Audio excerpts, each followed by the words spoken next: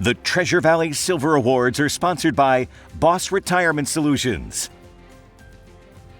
So Bruce, as a thank you for your service to our country and for all the volunteer hours you've put into our community here in Boise and how much of yourself you've poured into helping other veterans, we wanted to present you with this CBS 2 and Boss Retirement Silver Awards. Oh my gosh.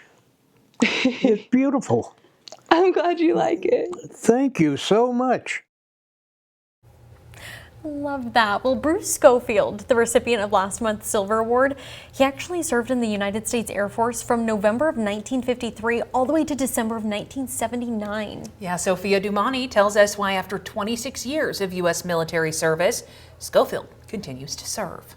One of the biggest things you'll find is in the majority of cases, when you're dealing with a veteran, you're going to find a person who is willing to do anything for you.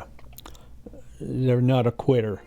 Bruce Schofield enlisted in the Air Force at 18 years old. 26 years later, he began his civilian career at the National Interagency Fire Center. Most recently, he was awarded the 2023 Spirit of Freedom Award from Senator Mike Crapo. He's also been formally recognized for his dedication to the community, completing more than 8,000 hours of volunteering, shuttling patients to and from St. Luke's, visiting with veterans, and keeping patients company at Keystone Hospice, and for serving with veterans of foreign wars post 4000 in Meridian. Why have you volunteered so much and continued? Well, I just felt it's a thing a person needed to do. A lot of us has been retired for over 10, 15 years, but we are still serving. We are still serving our veterans and their families. We're serving in the community.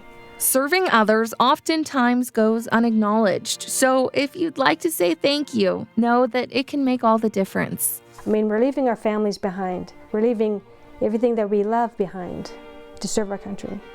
I'm getting emotional.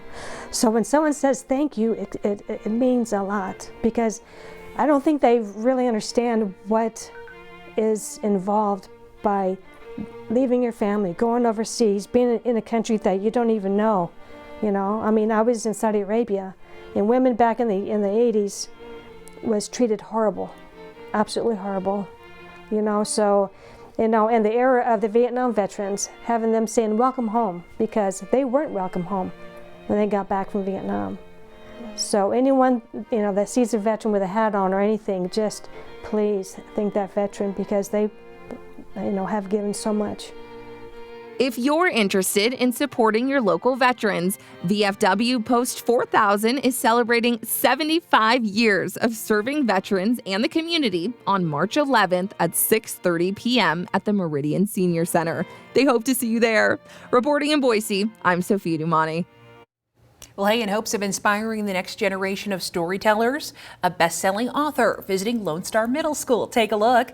Margaret Peterson Haddix, the author of the Shadow Children series. It's 7 books about a dystopian country, allowing only 2 kids per family. Its first release was back in 1998. She says she grew up dreaming of being an author, but thinking it wasn't possible. So she spent her time connecting with all 3 grade levels by answering questions and emphasizing the importance of reading and writing. I think reading in general is very important for kids because it is a skill that they need to function in society, to understand what's going on around them. Obviously there are other ways to learn about the world, but I think reading is just so essential to knowing what's going on and fully understanding.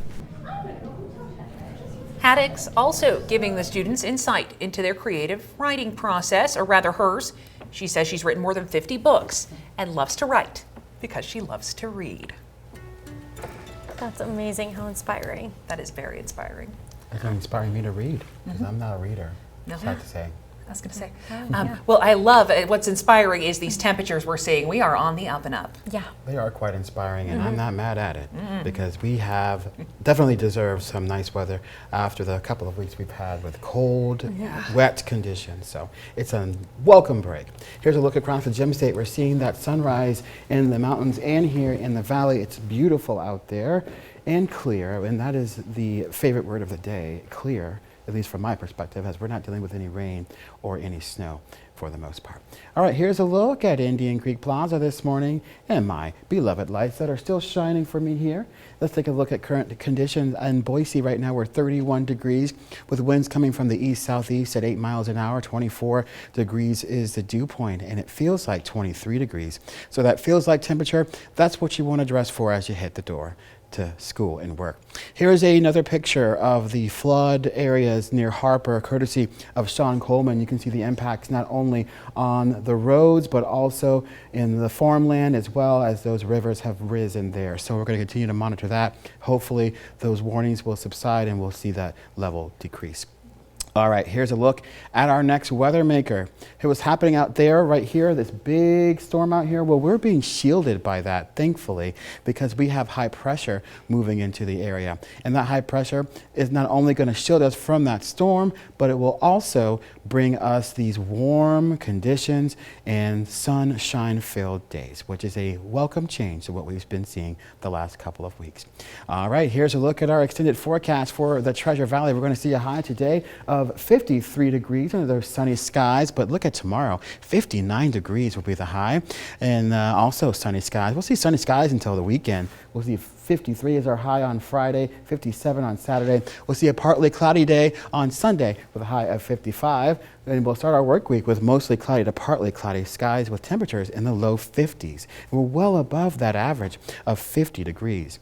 Now, for our friends in the mountains, we're going to see a sunshine-filled day there as well, with a high of 38 degrees. Tomorrow we'll see partly cloudy skies and a high of 43. The sun returns for Friday and Saturday. We'll see temperatures in the low or the upper 40s. We'll see a rain-snow mix in the forecast for Monday and a high of 46. And we'll see a partly cloudy day on Tuesday. Thank you, Eric. All right, well, we're bringing you team traffic all morning long, and as that sun starts to come up this morning, let's check in on your commute with Steve Shannon. Yeah, it is pretty busy on the freeway coming out of Canyon County. It looks really slow around Garrity, 10 Mile Meridian Road, Eagle Road. Folks stacking up on those on-ramps, merging onto the freeway. Not seeing any problems yet coming into downtown Boise, 184, the connector. There is a stranded motorist southbound Cloverdale in the left turn lane to Overland. A police officer on the scene. Looks like they might be changing a tire there, so expect some delays if that's part of your commute this morning. Otherwise, things looking really good for the Wednesday morning drive in. From the News Talk KBOI Traffic Studio, I'm Steve Shannon. Thank you, Steve. And a heads up for our Eastern Oregon folks. Vail school districts are closed today. All their schools is due to the ongoing Be Ready evacuation notice and flood warning. So again, if you live in Vail and go to school, schools are closed today. Now, when you hop in the car and start your morning, for even more team traffic updates, be sure to tune in to News Talk 670 KBOI or 93.1 FM. We know that when the IRS is understaffed, as it was in the 2010s, it makes refunds slower. How recent layoffs and cuts in the IRS may affect you this tax season. From quilting to baking, why hobbies from previous generations are trending once again. We advise federal workers, unless your agency has dictated you not to respond.